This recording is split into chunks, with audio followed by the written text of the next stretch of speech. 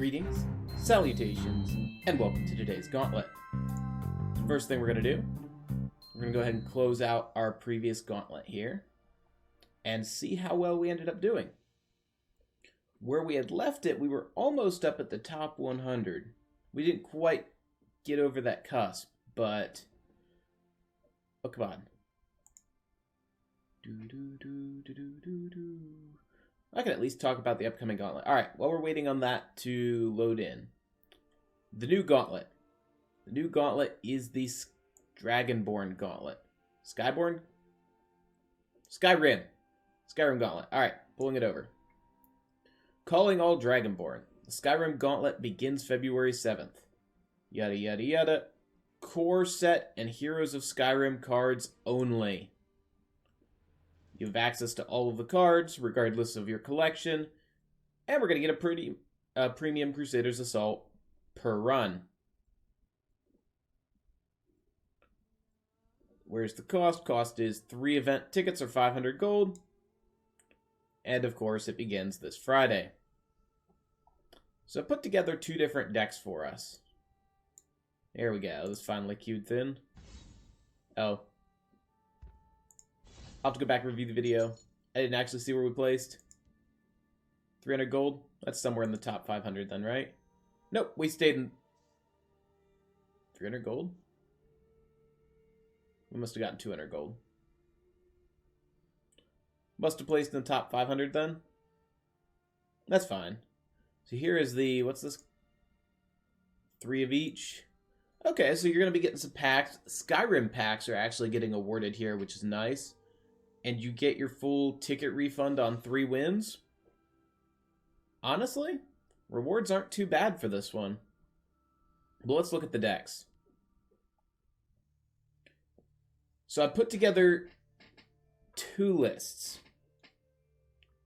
One, which is probably the one you're going to see the majority of people running. And the other is something that I think could be cool. And possibly has some really good potential against what the meta will end up being. So here's what I anticipate the meta being. Sky Satyr. Code, as usual, down in the description. What we've got here is a mono yellow Crusader list. All cards are yellow or have yellow in them. Be it Crusader's Assault, Rift Thane, or Tyr. It's Tokens Runebreak list. I opted to put in Divine Fervor instead of Halfinger. Halfinger Marauder is a decent inclusion if you would rather go with that. You could also swap out Emperor's Blade. Actually, I don't think you can swap out Emperor's Blade for Hive Defender because of expansion. So, Hive Defender I think is required. But it's got a lot of card draw. It's got some health gain. Chadenall Sapper, a card I thoroughly enjoy. I think it deserved a spot. I only ended up putting 2 in rather than 3 because I had to cut it down to 50 cards, and that just made the most logical sense. Running a 3 of Golden Saint, so once you are ahead, even if you're only slightly ahead, Golden Saint putting down 2 4/4 guards, 1 in each lane. Really good way of locking your opponent out. If you run into an aggro race, Dawnstar Healer is there to help you win by giving you 3 health back per rune break. On a respectable body, 3/3 for 3. Morthal Executioner, also there to help you win races as he can snowball out of control. 3 Cloud Rests representing the majority of your prophecies, the other one being Tyr. Just a solid list. That's about all I've got to say on that one. So let's look at the other list. Sky-Mage. So Skyrim is where Cauldron Keeper got released. As such, this is a prophecy support mage. 26 prophecies means you're probably going to get about 3 a game, given that you're probably going to roll on at least 1 Fate Weaver.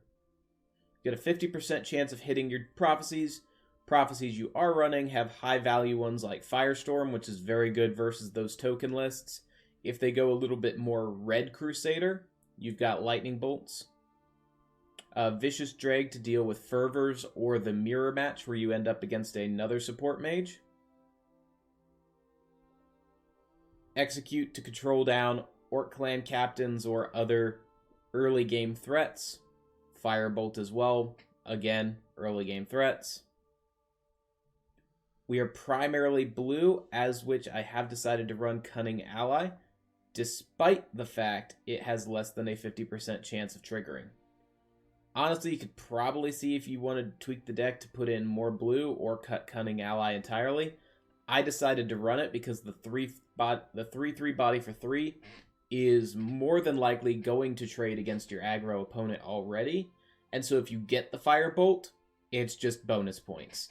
If you don't get the Firebolt, you weren't 100% counting on it anyway. But yeah, I'll probably be running Sky-Mage. I might start running the Crusader until I decide that I'm tired of racing, and then I'll have some fun and play Mage. There's a couple guard lists people could try putting together, but overall I think these two decks have the best chance of doing well in the upcoming event. As usual, I guess I should switch over to the ending screen for this. Ending. As usual, we'll be running... we'll be running our Gauntlet on Sunday. What is not usual is we are actually having our TESL party this Sunday, and we will have a video up shortly detailing how you can get your own anonymous Facebook account legally and the way Facebook wants you to do it, so that you don't have to worry about sharing out info. We'll be doing 2 60-pack giveaways, as well as various 2-pack giveaways as we burn through what codes I have amassed. But that said, join our Discord, support us on Patreon, visit us on Facebook. Whatever you do, just do it with good vibes. Have a great evening. I'll see you tomorrow. Cheers.